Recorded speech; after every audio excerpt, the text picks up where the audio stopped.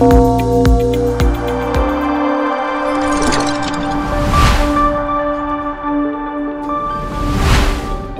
Business today रे आजिर मुख्य खबर। राज्य में लागू है आयुष्मान भारत योजना। राज्य में ओमफेड खोलिबो चॉकलेट प्लांट।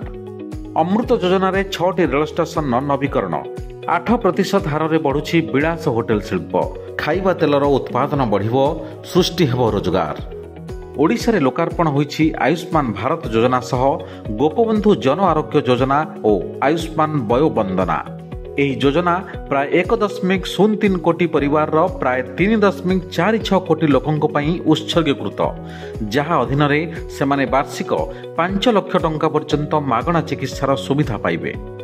ମହିଳା ହିତାଧିକାରୀମାନଙ୍କୁ ପ୍ରତିବର୍ଷ 5 ଲକ୍ଷ ଟଙ୍କାର ଅତିରିକ୍ତ ସହାୟତା ମିଳିବ। ଫଳରେ ହିତାଧିକାରୀମାନେ ସାରା ଭାରତରେ 29,000ରୁ ଅଧିକ ସରକାରୀ ଏବଂ ବେସରକାରୀ ତାଲିକାଭୁକ୍ତ ହସ୍ପିଟାଲରେ ମାଗଣା ଓ ଗୁଣାତ୍ମକ ଚିକିତ୍ସା ପାଇପାରିବେ। राज्य में प्रथम थर पर ओमफेड चॉकलेट बाजार में प्रवेश करिब।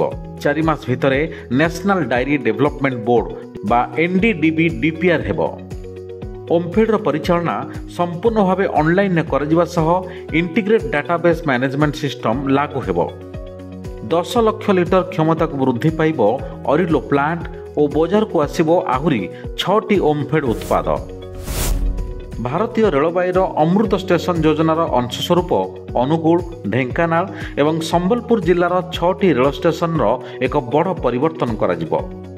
पुनः विकास पदक्षेप अंतर्भुक्त स्टेशन गुड़िक हेउछि अनुगुल, तालचेर रोड, मेरामंडाली, ढेंकानाल एवं रायरखोल।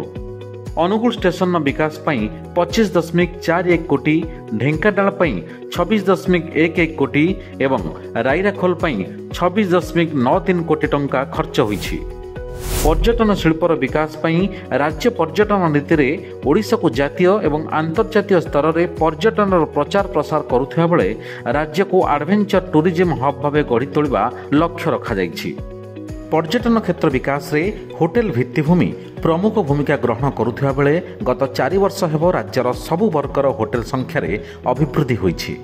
मध्यम खर्च करुथिबा वर्ग 6% एवं अधिक खर्च करुथिबा वर्ग 8.2% हार में बढ़ुथिबा पर्यटन विभाग डाटारू जଣା पड़िछि। राज्य में खाइबा तेलर उत्पादन वृद्धि पाइबा सह चाषी और युवक माने उपकृत हेबे। एथिपई 3टी पाम तेल कंपनी सहित राज्य सरकारक बुझामणा पत्र स्वाक्षरित होईछि। अनुगुल, ढेंकानाल, जाजपुर और कटक जिले में एही तेल कंपनी प्रतिष्ठा करा जिवो। It's all of your business. Business breaking.